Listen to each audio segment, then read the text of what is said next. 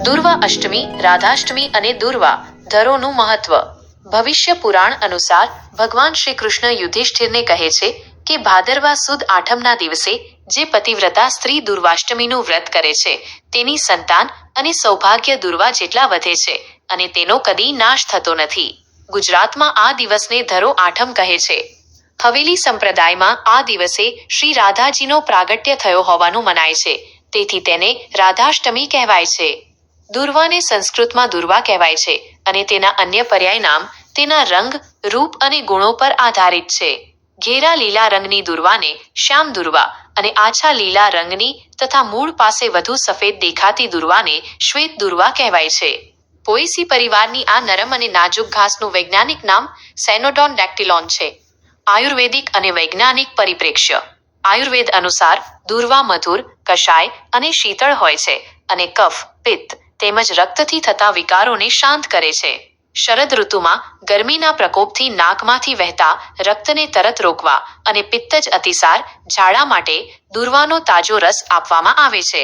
પિત્તજ વિસર્પ, ચામડીનો રોગમાં દુર્વાથી સિદ્ધ કરેલા ઘીનો લેપ કરવામાં આવે છે.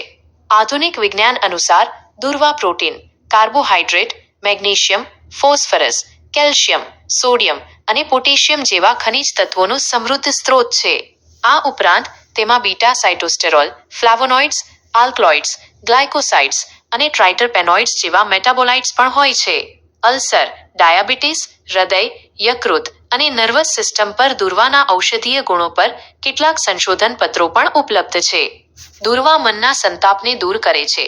આથી જ ગુજરાતની લોક પરંપરામાં કુટુંબમાં મૃત્યુ થાય ત્યારે પરિવારની દીકરીઓને શોક અને દુઃખમાં સાંત્વના અને શાંતિ મળે તેવા પ્રતિકાત્મક હેતુથી આ દિવસે મીઠાઈ અને દુર્વાથી ભરેલી ધરો છાબડી આપવામાં આવે છે.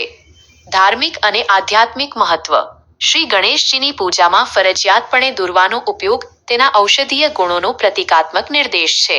શ્રી ગજાનન દેવ જેવું સ્થૂળ શરીર અને નિરંતર ચિંતન કરનારા બુદ્ધિવાદી વેપારીઓ ઘણીવાર મનના સંતાપ અને સ્વભાવમાં પિત્તના પ્રકોપથી પીડાઈ શકે છે. આના કારણે તેમને અપૂરતા પાચન સંબંધિત ડાયાબિટીસ અને હૃદય રોગ જેવા રોગો થઈ શકે છે. આના નિવારણ માટે લીલી દુર્વાના રસનું સેવન આવશ્યક છે. ભાદરવા મહિનામાં દુર્વા સર્વત્ર ઉગી નીકળે છે અને દુધાળા પશુઓ માટે તે એક પૌષ્ટિક ચારો છે. દુર્વાને સૂકવીને પણ સંગ્રહ કરી શકાય છે. તડકો પડે ત્યારે ઉગેલી લીલી દુર્વા સુકાઈ જાય છે, પરંતુ તેના મૂળ વર્ષો સુધી જમીનમાં રહે છે, જે વરસાદનું પાણી મળતા જ ફરી પલ્લવિત થઈ જાય છે. દુર્વા શરીરમાં પિત્તનો પ્રકોપ અને મનના સંતાપ બંનેને પરમ શાંતિ આપનારી છે. દુર્વાની અસર મનોવહ સ્ત્રોતસ મનના ચેનલ પર થાય છે, જેના પરિણામે સ્ત્રી હોર્મોન્સનું સ્રાવ નિયમિત થાય છે. તેથી તે વંધ્યત્વ, અતિશય રક્તસ્રાવ અને કસુવાવડ જેવા રોગોમાં પણ મદદરૂપ છે. ગર્ભપાલ રસને તાજી લીલી દુર્વાના રસ સાથે લેવાથી વારંવાર થતી કસુવાવડથી બચી શકાય છે. શ્રી રાધાજી. રાધા શબ્દનો અર્થ કે નિરૂપણ શક્ય નથી. તે એક ભાવ છે, મનની એક અવસ્થા છે જેને માત્ર અનુભવી શકાય છે, પરંતુ તેનું વર્ણન શબ્દોમાં કરી શકાતું નથી. વિશાખા નક્ષત્ર, વિષ્ણુક્રાંતા અને આમળાનો એક પર્યાય પણ રાધા છે. રાસેશ્વરી શ્રી રાધાજી જેવી નિરંતર પ્રેમમય, આનંદમય અને વિચાર શૂન્યતાની ચિત્ત સ્થિતિ માટે દુર્વાનું નિત્ય દર્શન, સ્પર્શ અને સેવન આવશ્યક છે.